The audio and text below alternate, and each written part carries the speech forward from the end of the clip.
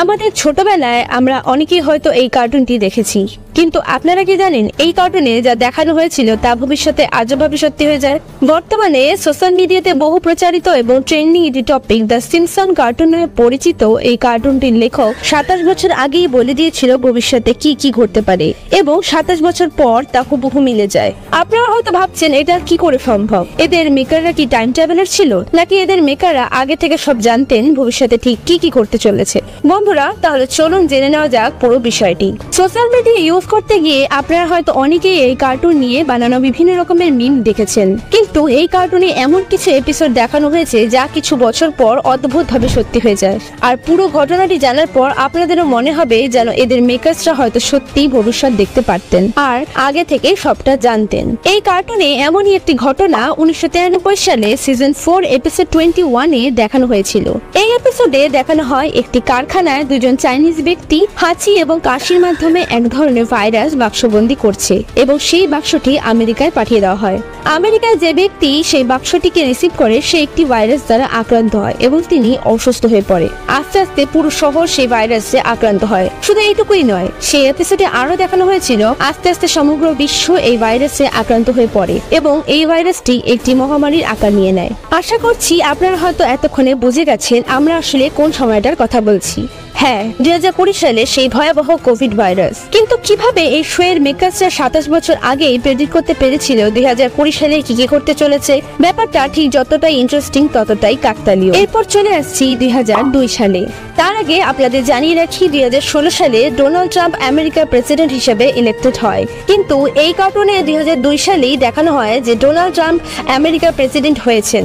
2002 সালে Donald Trump অনেক পরিচিত একজন ব্যক্তিত্ব ছিলেন, কিন্তু তখনও পলিটিক্সের সাথে তার কোনো কানেকশন ছিল না। হয়তো তিনি নিজেও জানতো না তিনি কোনোদিন আমেরিকার প্রেসিডেন্ট হবেন। বাট সিম্পসন কার্টুনের মেকার্সরা কিভাবে আগে থেকে এসব প্রেডিক্ট করতে পারলেন। এবং এই ছবিটাতে দেখুন, হুবহু ডোনাল্ড ট্রাম্পের মতোই দেখতে একটি ব্যক্তিকে তারা দেখাচ্ছেন যিনি প্রেসিডেন্ট হয়েছেন। আর শুধু এখানেই শেষ নয়, একবার স্ক্রিনে দেখুন, ডোনাল্ড ট্রাম্প প্রেসিডেন্ট হবার পর একটি এসকেলেটর দিয়ে নামছিলেন। হুবহু সেই একই দৃশ্য এই সিম্পসন কার্টুনের মেকার্সরা 2002 সালে বানিয়ে ফেলেছিল। যখন তিনি সিঁড়ি দিয়ে নামছিলেন তখন তার একটি সাপোর্টারের হাত থেকে প্ল্যাকার্ড পড়ে যায়। এই কার্টুনেও হুবহু সেই একই দৃশ্য অদ্ভুতভাবে 2002 সালেই দেখানো হয়ে যায়। কিন্তু এতটা অ্যাকুরেসি কিভাবে সম্ভব? এই এপিসোডটিতে আরেকটি জিনিসও দেখানো হয়। ডোনাল্ড ট্রাম্পের বিরুদ্ধে যিনি ইলেকশন লড়ছিলেন তিনি একজন মহিলা এবং বাস্তবেও 2016 সালের ইলেকশনে প্রেসিডেন্ট পদের জন্য যখন ডোনাল্ড ট্রাম্প লড়ছিলেন তখনও ওনার বিরুদ্ধে একজন মহিলাই দাঁড়িয়েছিলেন যার নাম ছিল হিলারি ক্লিন্টন। কতটা অদ্ভুত আর আশ্চর্যকর ব্যাপার, তাই না? 2008 সালে তারা একটি এপিসোডে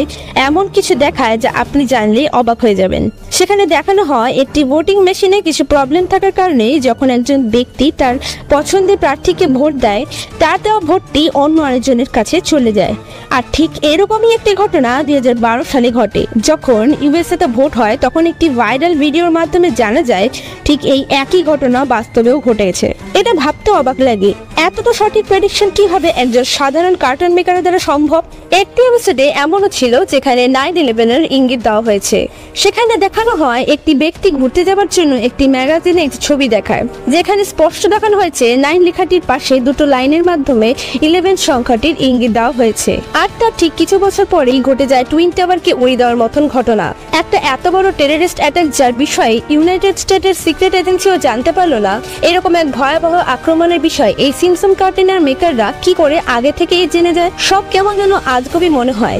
আর সবচেয়ে অদ্ভুত ও আশ্চর্য করে দেওয়ার মতন ঘটনা হলো যে এই কার্টুনে দেখানো হয় ডিজনি কোম্পানি ফক্স কোম্পানিকে কিনে নেয় এবং এটা শুনে আপনারা চমকে যাবেন। এই কার্টুনে দেখানো এই এপিসোডের কিছু বছর পরেই সত্যি সত্যি ডিজনি ফক্স কোম্পানিকে কিনে নেয়। তাহলে কি এই কার্টুনের মেকার্সরা এই সমস্ত ডিলের ব্যাপারেও জানতেন? তা না হলে এতটা সঠিকভাবে একজন ব্যক্তি কিভাবে এত সব প্রেডিকশন রাইট ভাবে করতে পারেন আর এতগুলো র্যান্ডম প্রেডিকশন একসাথে সাকসেস হতে পারে কিভাবে?